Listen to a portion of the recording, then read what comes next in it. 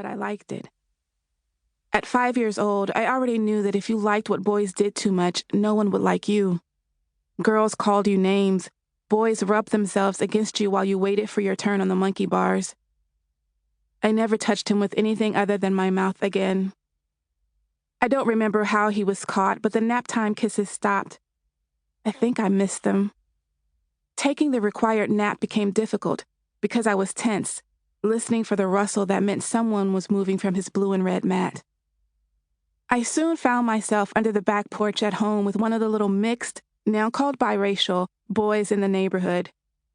He had an afro of loose waves, like Mr. Cotta from the TV show, and blue eyes that changed colors, especially when his white mother called him home.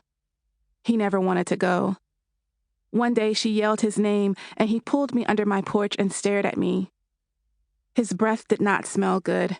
It smelled of hunger, a stale metallic scent, but when he leaned in to give me a kiss, I accepted it. I put my hands on either side of his face, and he did the same.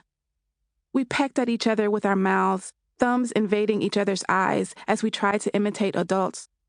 And then his neighbor showed up, another boy our age. He was brown like me, with hair that blended into his skin but filled with close waves his mother made sure he brushed down all the time. His eyes were the same color as his skin, but with black lashes. Those eyes were wide as he breathed out that he was going to tell we were being nasty. I reached out and kissed him too. I don't remember how he tasted, but I know he stopped talking. I've lost track of how long we were under the back porch. The boys took turns kissing me. I took turns kissing them. My mother called me from the kitchen, and I hurried from our little cove. The boys' mothers would just yell and yell until they came home, but my mother would come look for me. I shot into the house. My heartbeat fluttered my shirt. I could smell those boys on me, the foreign stink of their spit and sweat a secret reminder of my adventure. Boys were quiet when you kissed them. They didn't tease you for being skinny or buck-toothed or smart. Boys followed your lead when you kissed them. Boys let you rescue them from home when you kissed them. But kissing boys meant you were fast. Being fast meant you had babies nobody wanted and women talked mean about you. When you were fast, old men smiled at you with half their mouths and invited you inside when no one else was home. Fast girls ruined lives. I didn't want to be fast. I wanted kisses that were secrets I controlled. Teenage motherhood is nothing new to my family, but it's something my mother wanted to stop with her as far as her 2 daughters were concerned. My sister, Izzy, is what Mama calls a pull-out baby. She was born almost 2 years before Mama's high school graduation. When my sister was a teenager, I saw a note Mama had written her. Always use a rubber. I giggled at the word rubber, such an old-fashioned term by then. 7 years separate me and my sister, and I'd been hearing Mama's voice deepen with warning for a long time. Don't bring no babies home unless you can take care of them. My sister developed early.